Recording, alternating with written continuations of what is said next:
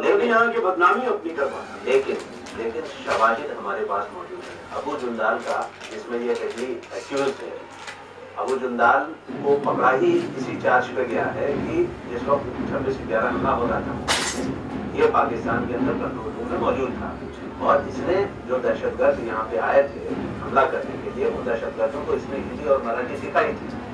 तो जुंदाल हमारे पास है, जो शवाहिद हैं। अच्छा, जो कंट्रोल रूम से जो बातचीत चल रही थी उसकी बाकायदा पूरी रिकॉर्डिंग हमारे पास है, इंडियन गवर्नमेंट के पास है।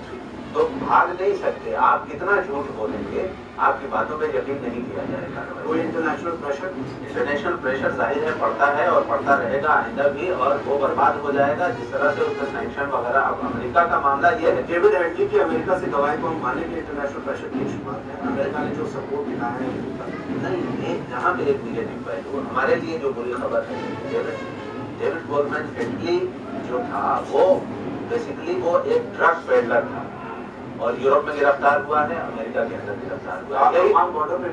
यही पॉजिटिव पॉइंट है जो कल को आने वाले दिनों में पाकिस्तान, आप देखेंगे, इसी बात पे जोर देगा कि अमेरिका इस पहलू को क्यों नहीं उठाता। अमेरिका की मजबूरी ये है कि जब उसको पकड़ा गया 26/11 के मामले में, तो उसको हैंडओवर नहीं किया गया इंडिया को, अमेरिका ने रखा।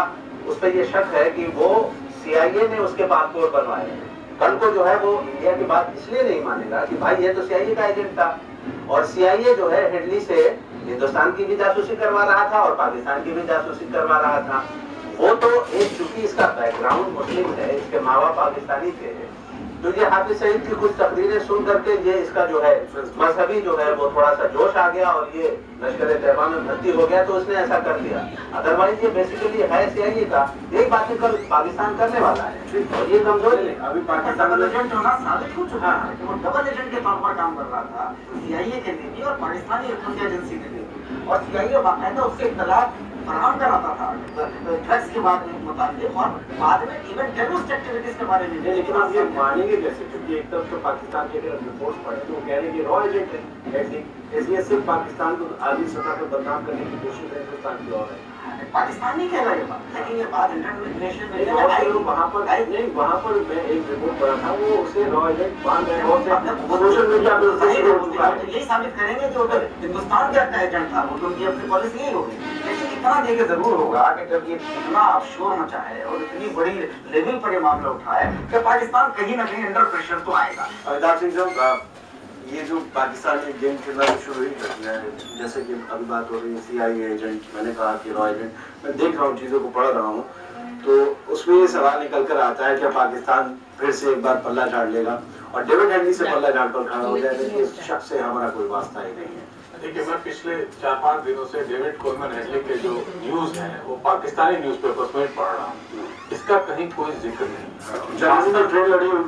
जिक्र ज्यादा है वहाँ एक पठानकोट वाले इंसिडेंट को लेकर है कि हाफिज सईद के घर पे और ऑफिसों में रेड्स किए जा रहे हैं, वो मिल नहीं रहा। ये एक छोटा सा एक न्यूज जरूर मिला, लेकिन इसको पूरी पाकिस्तानी मीडिया ने ब्लैकआउट कर दिया है। यानी वो मानते ही नहीं है कि ऐसा कोई एक शख्स है जो 26/11 के इंसिडेंट के बाद पकड़ा गया था और जिसमें पाकिस्तान का भी हाथ हो सकता है।